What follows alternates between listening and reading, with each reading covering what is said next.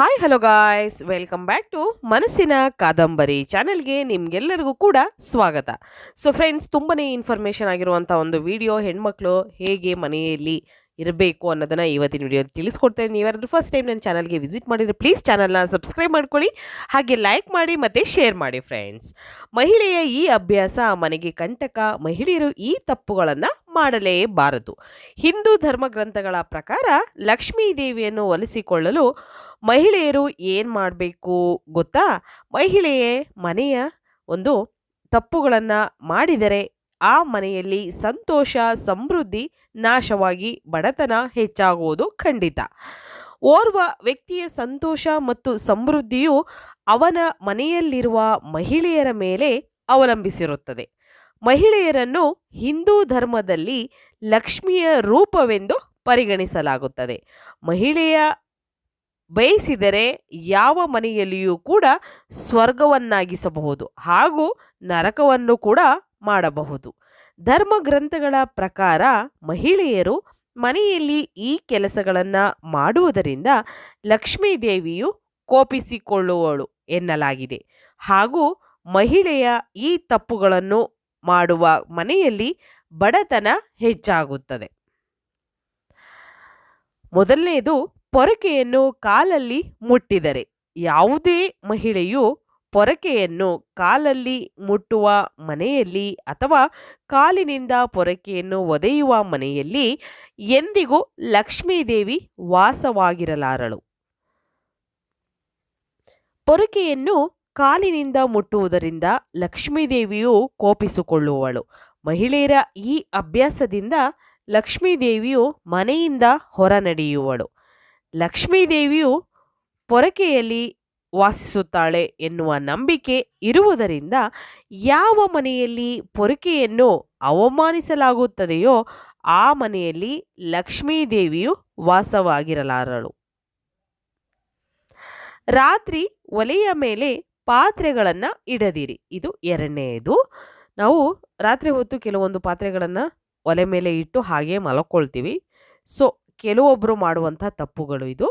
ಸಾಮಾನ್ಯವಾಗಿ ಮಹಿಳೆಯರಿಗೆ ಒಲೆಯ ಮೇಲೆ ಏನಾದರೂ ಪಾತ್ರೆ ಇಟ್ಟು ಮಲಗುವ ಅಭ್ಯಾಸವಿರುತ್ತದೆ, ಅಥವಾ ಒಲೆಯನ್ನು ಒತ್ತಿಸಿ ಪಾತ್ರೆ ನೀಡದೆ ಬೆಂಕಿಯನ್ನು ವ್ಯರ್ಥ ಮಾಡುತ್ತಿರುತ್ತಾರೆ, ಅಥವಾ ರಾತ್ರಿ ವೇಳೆ ಒಲೆಯ ಮೇಲೆ ಪಾತ್ರೆಯನ್ನು ಇಟ್ಟು ಮಲಗುತ್ತಾರೆ. ಈ ಅಭ್ಯಾಸವಿರುವ ಮಹಿಳೆಯರ ಮನೆಗೆ ಎಂದಿಗೂ ಲಕ್ಷ್ಮೀದೇವಿ ಬರುವುದಿಲ್ಲ. ಲಕ್ಷ್ಮಿ ಯಾವ ಮನೆಗೆ ಬರುವುದಿಲ್ಲವೋ ಆ ಮನೆಯಲ್ಲಿ ಬಡತನ ಉಂಟಾಗುತ್ತದೆ. ಆದ್ದರಿಂದ ರಾತ್ರಿ ವೇಳೆ ಒಲೆಯ ಮೇಲೆ ಪಾತ್ರೆಯನ್ನಿಟ್ಟು ಮಲಗಬಾರದು, ಅಥವಾ ಆಹಾರವಿದ್ದ ಪಾತ್ರೆಯಾಗಿರಲಿ ಇಡಬಾರದು. ಹಾಲಿನಿಂದ ಹೊಸ್ತಿಲು ತುಳಿಯದಿರಿ. ಕಾಲಿನಿಂದ ನಾವು ಹೊಸ್ತಿಲನ್ನು ತುಳಿಯಬಾರದು. ಇದು ಮೂರನೇ ಪಾಯಿಂಟು. ಲಕ್ಷ್ಮೀ ದೇವಿಯು ಮನೆಯ ಮುಖ್ಯ ಹೊಸ್ತಿಲಲ್ಲಿ ನೆಲೆಸಿರುತ್ತಾಳೆ ಎನ್ನುವ ನಂಬಿಕೆ ಹಿಂದೂ ಧರ್ಮದಲ್ಲಿದೆ. ಆದ್ದರಿಂದ ಆ ಮನೆಯ ಮಹಿಳೆಯರು ಹೊಸ್ತಿಲನ್ನು ಕಾಲಿನಿಂದ ತುಳಿದರೆ, ಹೊಸ್ತಿಲಿನ ಮೇಲೆ ಕಾಲಿಟ್ಟು ನಿಂತುಕೊಂಡರೆ, ಮುಸ್ಸಂಜೆ ವೇಳೆ ಬಾಗಿಲು ಮುಚ್ಚಿದರೆ ಲಕ್ಷ್ಮೀ ದೇವಿ ಕೋಪಗೊಳ್ಳುತ್ತಾಳೆ. ಆದ್ದರಿಂದ ಮನೆಯ ಬಾಗಿಲನ್ನು ಮುಸ್ಸಂಜೆ ವೇಳೆ ಮುಚ್ಚಬಾರದು ಮತ್ತು ಮನೆಯ ಹೊಸ್ತಿಲನ್ನು ಮಹಿಳೆಯರು ತುಳಿಯಬಾರದು. ಒಂದು ವೇಳೆ ನಿಮ್ಮ ಮನೆಯ ಮಹಿಳೆಯರು ಈ ತಪ್ಪುಗಳನ್ನು ಮಾಡುತ್ತಿದ್ದರೆ ತಕ್ಷಣವೇ ನಿಲ್ಲಿಸಲು ಪ್ರಯತ್ನಿಸಿ. ನಿಮ್ಮ ಮನೆಯ ಮಹಿಳೆಯರು ಹೊಸ್ತಿಲ ಮೇಲೆ ಕುಳಿತು ಊಟ ಮಾಡುತ್ತಿದ್ದರೆ ಆಕೆಯನ್ನು ಮೊದಲು ಹೊಸ್ತಿಲಿನಿಂದ ಎದ್ದೇಳಿಸಿ ಬೇರೆಡೆ ಕುಳಿತು ಊಟ ಮಾಡಲು ಸಲಹೆ ನೀಡಿ. ಮನೆಯ ಮಹಿಳೆಯರು ಹೊಸ್ತಿಲಿನ ಮೇಲೆ ಕುಳಿತು ಆಹಾರವನ್ನು ತಿನ್ನುತ್ತಿದ್ದರೆ, ಊಟ ಮಾಡುತ್ತಿದ್ದರೆ ಅದು ಆ ಮನೆಯ ಸಂಪೂರ್ಣ ಸದಸ್ಯರ ಮೇಲೆ ಕೆಟ್ಟ ಪರಿಣಾಮವನ್ನು ಉಂಟು ಮಾಡುತ್ತದೆ. ಇದು ಮನೆ ಹಾಳಾಗಲು ಮುಖ್ಯ ಕಾರಣ. ಮಹಿಳೆಯರು ಹೊಸ್ತಿಲ ಮೇಲೆ ಕುಳಿತು ಆಹಾರ ಸೇವಿಸುವುದನ್ನು ಅತಂತ್ರ, ಅಸಹ್ಯ ಅಂತ ಧರ್ಮಶಾಸ್ತ್ರದಲ್ಲಿ ಹೇಳಲಾಗುತ್ತದೆ. ರಾತ್ರಿ ಹೊಡೆದಿರುವ ಪಾತ್ರೆಯನ್ನು ಅಥವಾ ಇಡಿದಿರುವ ರಾತ್ರಿ ವೇಳೆ ತಿಂದ ಪಾತ್ರೆಗಳನ್ನು ತೊಳೆಯದೆ ಹಾಗೆ ಇಡಬಾರದು. ರಾತ್ರಿ ಊಟ ಮಾಡಿದ ಪಾತ್ರೆಗಳನ್ನು ತೊಳೆದು ಶುದ್ಧವಾಗಿಯೇ ಇಡಬೇಕು. ರಾತ್ರಿ ಪಾತ್ರೆಗಳನ್ನು ಹಾಗೆ ಇಟ್ಟು ಮಲಗಿದ್ದರೆ ಖಂಡಿತವಾಗಿಯೂ ರಾತ್ರಿ ಮಲಗುವ ಮುನ್ನ ಪಾತ್ರೆಗಳನ್ನು ಸ್ವಚ್ಛಗೊಳಿಸಿ ನಂತರ ಮಲಗಿ. ಮನೆಯಲ್ಲಿ ಶಾಂತಿಗಾಗಿ, ಸಮೃದ್ಧಿಗಾಗಿ, ಲಕ್ಷ್ಮೀ ದೇವಿಯ ಆಶೀರ್ವಾದಕ್ಕಾಗಿ ಸಮುದ್ರದ ಉಪ್ಪಿನಿಂದ ಪಾತ್ರೆಗಳನ್ನು ತೊಳೆದು ನೀವು ಇಡಬೇಕಾಗುತ್ತೆ. ಇದರಿಂದ ಆರ್ಥಿಕ ಸಂಪತ್ತು ದೊರೆಯುತ್ತದೆ ಮತ್ತು ಮಹಾಲಕ್ಷ್ಮಿಯ ಆಶೀರ್ವಾದ ಕೂಡ ಸಿಗುವುದು. ರಾತ್ರಿ ಮನೆಯನ್ನು ಗುಡಿಸದಿರಿ. ರಾತ್ರಿ ಟೈಮಲ್ಲಿ ಮನೆಯನ್ನು ಗುಡಿಸಬಾರದು. ಮಹಿಳೆಯರು ಮನೆಯನ್ನು ಮುಂಜಾನೆ ಅಥವಾ ಮಧ್ಯಾಹ್ನ ಗುಡಿಸಿ ಸ್ವಚ್ಛವಾಗಿಟ್ಟುಕೊಳ್ಳಬೇಕು. ಆದರೆ ಸೂರ್ಯಾಸ್ತದ ಸಮಯದಲ್ಲಿ ಅಂದರೆ ಮುಸ್ಸಂಜೆ ಅಥವಾ ಸಂಜೆ ಅಥವಾ ರಾತ್ರಿ ಮನೆಯನ್ನು ಗುಡಿಸಬಾರದು. ಸಂಜೆ ಮತ್ತು ರಾತ್ರಿ ಗುಡಿಸುವ ಮನೆಯಲ್ಲಿ ಬಡತನ ಹೆಚ್ಚಾಗುತ್ತದೆ. ಆದ್ದರಿಂದ ಮಹಿಳೆಯರು ಮನೆಯನ್ನು ಸಂಜೆ ಮತ್ತು ರಾತ್ರಿ ಗುಡಿಸುವುದನ್ನು ಬಿಡಬೇಕಾಗುತ್ತದೆ. ಮುಂಜಾನೆ ತಡವಾಗಿ ಏಳದಿರಿ. ಹೆಣ್ಣು ಮಕ್ಕಳು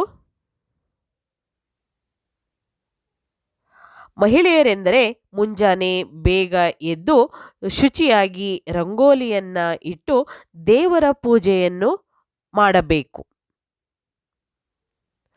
ಮಹಿಳೆಯರು ಮುಂಜಾನೆ ಬೇಗ ಏಳುವುದರಿಂದ ಅಭ್ಯಾಸವನ್ನ ಮಾಡಿಕೊಳ್ಳಬೇಕು ಮತ್ತು ಬೇಗ ಮಲಗುವ ಅಭ್ಯಾಸವನ್ನು ರೂಢಿ ಮಾಡಿಕೊಳ್ಳಬೇಕಾಗುತ್ತದೆ.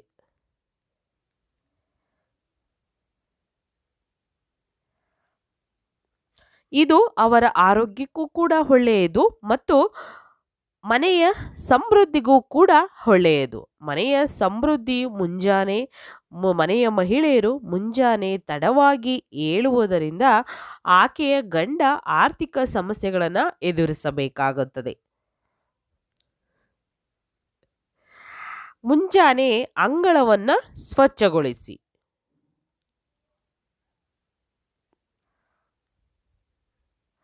ಯಾವ ಮನೆಯಲ್ಲಿ ಮಹಿಳೆಯರು ಮುಂಜಾನೆ ಬೇಗ ಎದ್ದು ಶುಚಿಯಾಗಿ ಅಂಗಳವನ್ನು ಸ್ವಚ್ಛಗೊಳಿಸುತ್ತಾಳೋ ಆ ಮನೆಗೆ ಮಾತ್ರ ಮಹಾಲಕ್ಷ್ಮೀ ದೇವಿಯು ಆಗಮಿಸುತ್ತಾಳೆ. ಇಲ್ಲವಾದರೆ ಆಕೆ ಆ ಮನೆಯ ಹೊಸ್ತಿಲ ಬಳಿ ಕೂಡ ನಿಲ್ಲುವುದಿಲ್ಲ.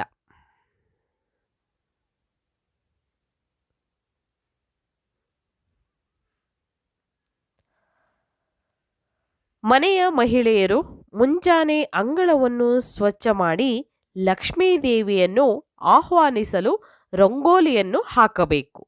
ಆಗ ಮಾತ್ರ ಮಹಾಲಕ್ಷ್ಮೀ ದೇವಿಯು ಆ ಮನೆಯನ್ನು ಪ್ರವೇಶಿಸುತ್ತಾಳೆ.